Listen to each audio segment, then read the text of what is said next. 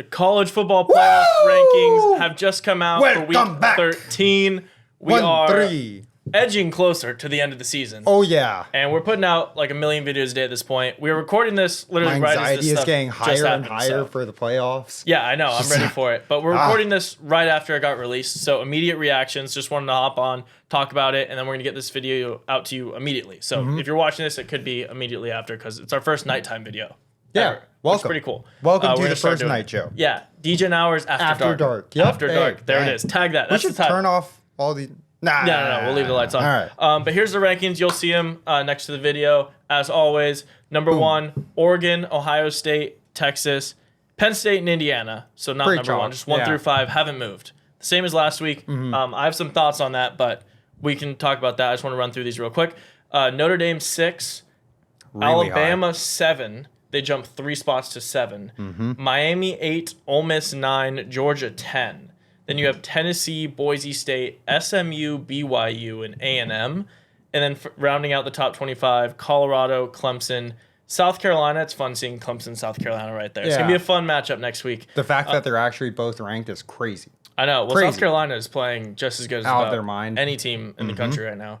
Army 19, Tulane rounding out the top 20, and then you have ASU, Iowa State, Missouri. Don't know how they're in there. UNLV and Illinois rounding out the top 25. So when you look at these rankings, Mike, what's the first thing that jumped out to you for just initial thoughts? Why is SMU above BYU when BYU beat SMU? That is atrocious. It's like Ryan actually, who, if you watch the pod, he's one of the members here. He always makes this case is head-to-head should be the end-all be-all at the end of the day if they've actually played each other. If not, you go into the other stuff. But, I mean, they've actually played each other, and BYU came ahead. There's no reason And you why can see they that they took head-to-head into account with Ole Miss and Georgia. Yeah. Because they have Ole Miss right ahead of Georgia. Ole Miss at the 9, Georgia at the 10. For those two teams specifically, I don't think it matters. I think, SMU and BYU, it's kind of reversible, whatever. Because they're different conferences. Not even just that. I mean, they both, it doesn't seem are going to get an at-large bid. Yeah. Their path is both just conference Winning. championship. So, at the end of the day, it doesn't really matter what Colorado, BYU, SMU, any of those teams outside the top 10 are ranked because their path is just win out and be in from the conference championship. That makes sense. Miami at 8 did jump out to me a little bit because as Miami continued, they just jumped a spot this week.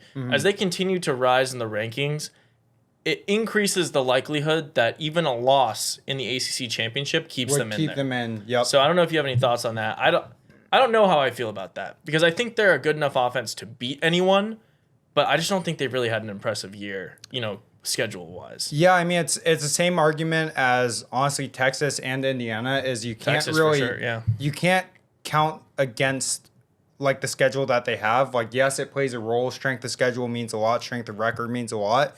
But again, it's set before the teams and the season happens. Yeah, years before. You can't really you play with the cards that you're dealt, and if you play the cards really, really well, then you should be given credit for playing those cards really well.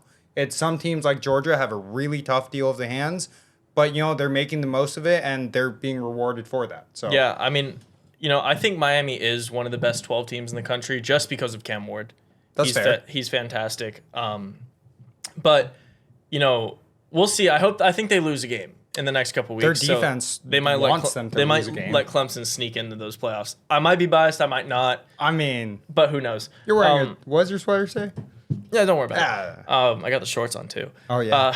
But yeah, my main thing I wanted to talk about, I have a couple points, but I want to talk about Penn State real quick because in Indiana, but Indiana's undefeated, so I have less of an issue with them being at 5 because they play Ohio State, right? So yeah, they're gonna get out. Or if they win, they're the second best. There's number 2 ranked in the country. If they lose, then you can kind of put them wherever you feel they're justified. 8, 9, whatever. Their strength of schedule is outside the top 100. We've said this on a couple episodes, but you put any of those teams in that 14 to 20 range with Indiana's schedule, they're probably undefeated. Yeah, too. you put Vanderbilt in there, and South Carolina. Yeah, I mean, take it away. Yeah, Easy. any of those teams are undefeated, but Penn State's a weird one because they still haven't done anything. But they lost to the number 2 team in the nation. Yeah, but if you look So- at Penn State's wins, I mean, we've talked about this before, but West Virginia, Bowling Green, Kent State, Illinois, who I guess is now ranked somehow. They put them ranked even with Helps Penn multiple State's losses. case a Does lot help Penn State's case a because of little. that. UCLA, USC, Wisconsin, Washington, and Purdue. So they hadn't beat a ranked team, but they just allowed Illinois to get back in there. So they have beat one ranked team. It just feels, I don't know, the rest of the Big Ten feels really weak to me. So it's really strange to see 4 Big Ten teams in the top 5. And then Notre Dame, who's not in a conference, and lost to Northern Illinois at 6. It feels like it's actually, and I'm not an SEC fan, but it feels like it is really actually punishing people who are in hard conferences. Yeah, no, I agree. And I mean, it's, one of those things where you can rank the Big 12 as high as you want with teams that are, top 15. I guess it's not super relevant because it's not top 12, but, their rankings are being bolstered by the fact that they're doing well in the conference. But if you look at the conference, put them against, put their average of the conference against any other average of SEC, even the Big Ten, I mean, they get dog walked, and so it's not even close. And I think it's the same idea with the Big Ten is, obviously I'm biased because I'm an SEC guy, but it's like if you put the average Big Ten team against the average SEC team this year, the SEC will walk over. Oh, yeah. I mean, it's not. I actually don't agree that I think the average Big Ten team would walk all over the average Big 12 team. Like an average Big 12 team this year, I mean, you can go pretty far down the rankings. Washington would destroy Kansas. I mean, Kansas has 4 wins, but I wouldn't consider them average. If you want to talk about them, Colorado. Washington would destroy Colorado. What are you talking about? You haven't even been watching football. Illinois would beat Colorado. No, that's just psycho. You just hate Colorado. I mean, Colorado again, also not an average team. They're also being bolstered by the fact that they're doing well in a conference that isn't good. That's not why they're being bolstered. They're being bolstered because they're number 1 in their conference. They just win their games. Their conference isn't bad. The Big 12's not bad. Great. Yeah, it's not like one of the best conferences, but there's no reason that you have these, put it this way, who has a harder strength of schedule, Colorado or Indiana? Colorado. Okay, that's all I gotta say. Indiana's ranked 5. Well, okay, yeah. So fair. You're talking about the average team in the conference, bro. USC was supposed to be good. These teams in the Big Ten are awful after the first couple, and honestly, we'll see how good Indiana is because they legitimately haven't played anyone. They played all the really bad Big Ten teams. They played actually the bottom 6, all of them in the conference. But if they keep this a game on Saturday, then I think the conversation changes entirely about Indiana. I totally think the way they play against Ohio State has a lot to do with where they'll end up. They lose by 7. I give out my prediction. We have our college football episode coming out on Thursday where we give out our picks. But I'll kind of hint to it. I think they lose so bad they don't even make the playoffs because they will have no wins that can hold a candle to anyone else. Yeah, a 2-loss BYU versus a 1-loss Indiana. BYU has 2 top tier wins, especially against SMU. And then the only ranked team Indiana plays if they get blown out. Then what does that say about them? That they can beat? Great, you can beat the teams in the 80 to 120 range in college football. Yeah, fantastic. So can every other team that's ranked. That's fair. And then a couple other notes, and we already kind of touched on Notre Dame. I think the Texas A&M win in week 1 is really helping them. Because the rest of they haven't beat anyone else ranked. I mean, they beat Louisville when they were ranked, and they beat Navy when they were ranked. Now those teams are both gone, so their only ranked win, is in that A&M game. But it's a pretty. They high play ranking. Army this week, so they're 2 touchdown favorites. Army's if Army 19. wins, Army's in. Honestly, undefeated with a top 6 win, all of a sudden gets you. There's no way you can leave them out when you're putting 2 lost teams and have 3 lost teams on the edge right there. There's no way. I would agree. And I just don't, I feel like the ranking of Missouri and Illinois at 23 and 25. It's irrelevant. I don't know if it is, though, because it does bolster. You're saying that really helps Penn State to have Illinois in there. And it helps all the other SEC teams to have Missouri. I mean, dude, Missouri is so bad. They just, let me just pull up their last couple games.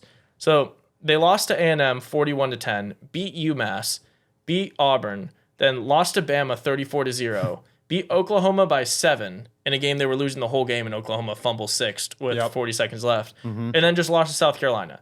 So they've lost 3 of their last 6 games and the wins are against no ranked teams. They have no ranked wins this season. So I don't know how you can even rank a team like that.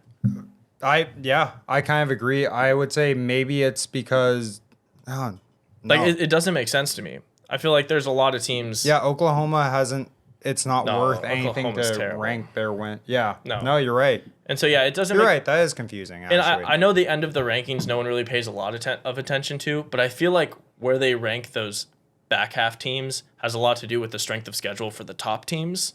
And that kind of influences the rankings pretty hard. So That makes I'm sense, hoping like, we see a little more algorithmically. clarity as the next couple of weeks roll in before the final one. Mm-hmm. But yeah, I don't know if you had any closing thoughts. That was pretty much everything I saw. Yeah, no, I think that pretty much sums it up. But like I said to start, like my anxiety is just building till we get those conference champions, and then the real ones come out. I mean, these things play themselves out too. A lot of these teams play each other, and the conference championship week is probably gonna be one of the most fun weeks of college football we'll see in a while. I'm so excited. Some good games this week too. Ohio State, Indiana, and if you're an Indiana fan, this week's your everything. Yeah, get up. Good luck to you, and tune into the rest of the episodes. Drop a subscribe if you haven't. Let us know what you think in the comments about these rankings. Are we way off?